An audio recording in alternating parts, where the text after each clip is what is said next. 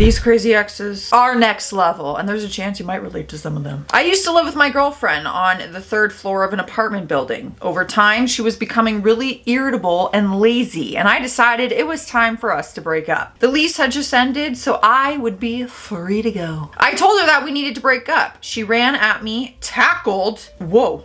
Okay. She ran at me, tackled, and we went smashing through the window and fell down 30 to 40 feet into the dumpster. Needless to say, she's in a mental hospital now. That is not where I saw that going. Okay, so yep, not surprised about that ending, but are you in the hospital? Are you okay? Because falling 30 to 40 feet into a dumpster, that's gotta hurt. You're not just getting up and walking away from that. Not to mention being smashed through a literal window, through glass, which will then fall. Okay. Yeah, I hope you can't relate to these. I truly hope. I woke up to my girlfriend at the time wailing on me. She had been drinking and was outside for an hour before finally following someone into my residence. I got up, confused, and was trying to figure out what was going on, but she swung at me, so I moved out of the way. Naturally. I immediately left the apartment and got the heck out of there. When I came back, her hands were and that's when I realized she'd smashed my computer and my cell phone. Oh my gosh. I had moved cross country to be with this girl, so I really didn't know anyone. Luckily, her neighbor, who was a friend, was a nice guy and let me use his phone to call my dad so I could explain. I really needed his help. My dad, being the awesome guy that he is, told me to get to the airport as soon as I could. Most dads would probably expect some sort of explanation, but like I said, my dad is pretty awesome. He flew me home with no questions asked. That trip to the airport was pretty surreal. It was like I was just a zombie or something going through the motions. Yeah. Imagine waking up out of your you're having a good sleep, you're in the middle of this beautiful dream, bam, you're getting punched in the face, you wake up, you run for it, you find your computer and cell phone smashed, a girl with hands who's drunk, and then you're on your way to the airport. That's gonna be the longest night and the longest flight of your life. You're gonna need a fat nap when you're back, and maybe a little bit of therapy. Things we all need, naps and therapy. My ex showed up at my house, banging on my bedroom window at 4 a.m., completely intoxicated. She then promptly passed out right outside of my window in 20-degree weather, wearing only an oversized shirt and panties. Oh, I know what she was doing there. She was trying to set up her own booty call, except you weren't answering the phone. She wasn't even wearing shoes. Her car was also nowhere in sight because apparently she had cartwheeled it into a tree, jumped out of it, and ran a mile barefoot to my window. Okay, y'all, where are you finding these people? Y'all are dating some crazy ass people. I have dealt with some crazy behavior and none of it is like this. Well,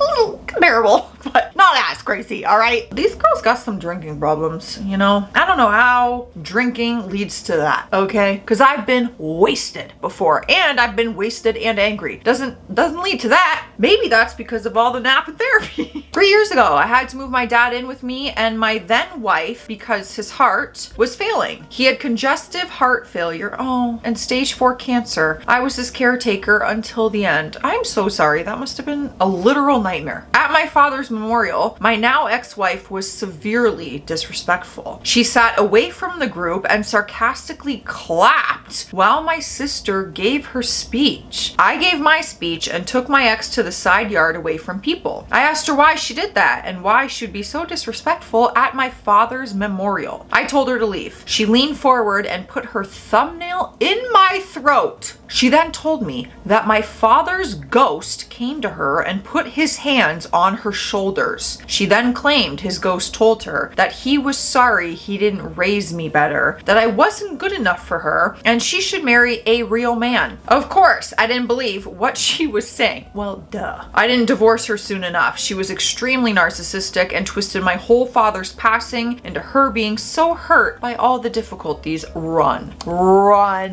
Like, that's some serious problems. That's not even funny. You know what I mean? That's not even funny. You need to get that worked out, and not with me. Away from me as far as possible. Now it's the perfect time. We're hopping on hydration station. Drink your water, okay? One sip. It's all I ask you guys. I care. We need to hydrate. I know it's fun to dehydrate, but we gotta hydrate. But you know the drill. If you're having alcohol, 2 sips, because 1 is for me. Cheers. Nailed it. 2 weeks after I dumped my girlfriend, she did something so twisted, I'll never forget it. Give me the tea. She showed up at my parents' house to introduce them to her new boyfriend, since they were her second family. We had dated for 6 months in high school, and she had met them twice before this. Oh, bless. She also lived over 2 hours away. My mom said the guy was confused and seemed like she told him she was introducing him to her family. So she had taken the guy that she had just started dating on a 2-hour trip to introduce him to people she barely knew without warning any of them that she was showing up. That's crazy. The next day, she complained that my sister and I hadn't called her about what she had done. It was the first crazy girl I dated, but sadly not the last. They're out there. They're out there. Crazy people, not just girls, not just boys. There's crazy ass people, all right? That's weird behavior. I feel bad for the new boyfriend, honestly. Like, hopefully that was the first red flag and it was enough for him to be like, okay, I'm gonna let myself out, you know? My ex was in the middle of coming after me and I was able to run to my bathroom and lock the door. He actually banged a hole in the bathroom door with his fist, stuck his face through it and said, "Here's Johnny," like from The Shining. It was a very mentally and sometimes physically destructive relationship, and I'm glad I made it away from him safely. Like, yeah, I'm laughing at the "here's Johnny" thing, but that situation's not funny at all, okay? That's horrifying, absolutely terrifying, and I'm just glad you're safe, genuinely. Genuinely. I dated a girl very briefly in high school. We'll call her X1, and we remained friends. Later, I dated another girl for about a year, X2. After I broke up with the second girl, she was very upset. A month later, X1 and X2 messaged me to inform me that they are both lesbians and that they're going to be together. What a plot twist. And wanted to make sure I was okay with it. I said that it was none of my business. This led to a very painful time for me. I really didn't care, but what I failed to consider was X2's laundry list of emotional problems, and that X2 would take virtually every opportunity to try to make me look bad. If X1 and X2 were together, X2 would be at all our social activities. This went on for a few months until it turned out X2 wasn't really a lesbian. They broke up and she dated dudes ever since. That was probably a master plan on their part to like get back at you. Or maybe even just X2s, and X1 really was a lesbian and she might have even liked X2 and thought they were in this very lesbian relationship. I don't know how to say this. It's coming out weird when I'm saying it out loud. Anyways. I feel like I just said the word lesbian 19 times in about 10 seconds. That's what it felt like. I don't even remember what I said. What did I say, you guys? Did what I say make sense? I really hope so. Back when I was 19, I had a girlfriend who was a couple of years younger than me who had some serious issues. I guess I have some too, because we had multiple bad breakups, but I kept taking her back. Okay, we love accountability. One time, we had just pulled in the driveway to my house and I was fed up with all her crazy, so I tried to break it off. I'll never forget what she did next. She slammed the car in reverse and peeled out of the driveway and took off down the road saying, "We had to talk about things." So she kidnapped you, is what you're saying. It was terrifying and I caved for fear of my life. Flash forward to the Super Bowl and I want to go home and party with friends and family. She apparently decided to rage about it, and as soon as I cracked open a cold one, she threw her keys at my face. Oh, so you stayed. You stayed after the kidnapping. Thank God for my reaction speed. Needless to say, I told her to get out of my house and literally had to drag her to her car while she was sitting on the ground trying to drag me back to her by my favorite belt, and it broke too. A little later, she called me to say that some guy had their way with her on the car's dashboard. I just laughed. Well, yeah, that's a lot of strange, weird, and aggressive behavior. Every example of story you just fit into the one story. Yeah, a lot of red flags. You know what? You said you kept taking her back. I appreciate the honesty. You know, there had to have been some kind of love there, right? Oh, to be 19 again. That really does feel like a lifetime ago. My ex would follow me from my house, my job, etc., and I didn't even realize it for a long time. When I finally felt ready to get back out there, I went out with a guy to a concert. I didn't advertise this anywhere, nor mention it to anyone aside from my family, who hated him and wouldn't have told him. He showed up at the concert and made a scene. The next night, he showed up at my bedroom window, begging me to let him in so we could talk. When I threatened to call the authorities, he punched my window in and then ran. After filing a report, the officers looked around to ensure the coast was clear before taking off. The following day, I was leaving for work and saw something dangling from my rain gutter. Guys, I feel like I'm in a scary movie right now, or like a thriller. Upon closer inspection,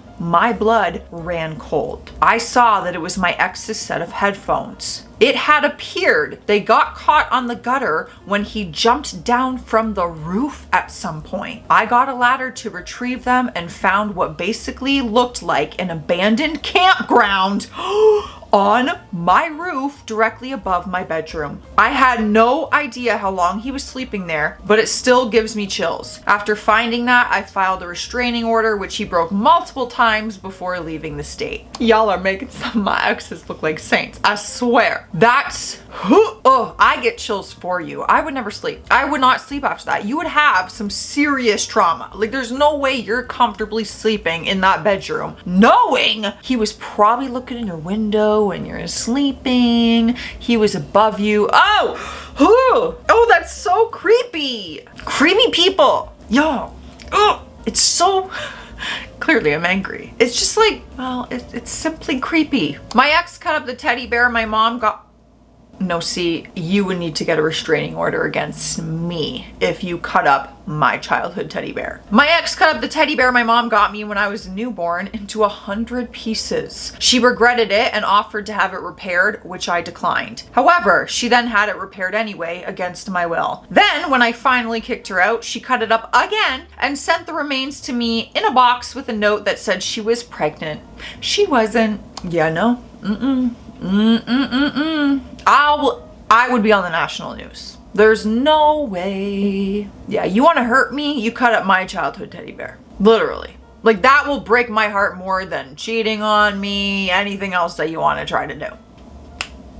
His name is Periwinkle, and I love him. He's on my bed. I sleep with him every night. My ex's antics backfired on her. The week we broke up, I had a truck. However, she didn't know that I got a new car. So she completely destroyed my neighbor's truck that looked similar to my previous vehicle. She smashed it, painted on it, and pooped on it. Pooped! Of course, the authorities were called and she was put in prison. Okay, but can we just think about your poor neighbor whose truck it is? Going out there, waking up on a Monday morning, ready to start the workday, and there's literal on his truck, smashed up and paint. I don't know if there's anything worse than finding human feces on your car. Like, what do you do? What do you actually do? I'm not touching that. 2 years after our divorce was final, my ex asked me if I would give him a 5 a.m. wake-up call the next day because he had an early flight for a business trip. I said of course I wouldn't do that as we aren't married anymore and that he should buy an alarm clock. He overslept, missed his flight, and thought he was going to get fired. Then he called me to berate me for not calling to wake him up. He sure was a real delight. Yeah, you're out of your mind. 2 years, number one. 2 years after our divorce? Okay, so I'm not even your wife, but I'm certainly not your mother. You're an adult, set your own alarm, and if you don't, I don't care. I don't care. My ex lifted a car and did 18 months in state prison. Based on what I was able to find online at the time, he had approached a car dealership and showed interest in buying a vehicle. They allowed him to take it home for a 24-hour demo, but he never returned it. Oh, so lifted means stole. They reported it stolen after they attempted to contact him multiple times to return it. They then contacted the state authorities who put a BOLO out. B-O-L-O. I'm not gonna try to guess that. They found him driving the vehicle on the other side of the state where he thought he wouldn't be found. I found out about it when I got an unexpected phone call from the sheriff's office. I asked why they were calling me about this, and they said my ex told them I would vouch for him as a character witness. I told the officer over the phone that my ex was a lying sack of poo and shouldn't be trusted. The officer laughed, thanked me for my time, and hung up. Well, thank God the officer understood, because that's exactly what I would say. I'd say, yeah, no, that's my ex. He's crazy. Definitely not a witness. Definitely did not partake in this. He's a psychopath. I had an argument with my ex. She wouldn't listen to anything I was saying, so I went to a different room to cool off. I suddenly hear her opening the window. We were on the 4th floor and it was negative 10 degrees Celsius outside. I wondered why she was opening the window, so I proceeded to the room and didn't find her in there. I almost had a heart attack. I ran towards the window thinking she may have jumped. She then showed up from under the bed saying, I just wanted to see if you still love me. Okay, that's whack. You were giving me a heart attack because I was like, okay, where's this story going? I don't know if I can put it in my YouTube video. All that just to be like, I just wanted to see if you still love me. If that's not a red flag, I don't know what is. And we're not ignoring red flags anymore, okay, you guys? PSA, we're no longer ignoring a red flag. If you see one flag, screw the whole second chance thing, all right? We don't got time to waste. One red flag is enough red flags. Stay classy out there, stay sassy. I'll see you tomorrow.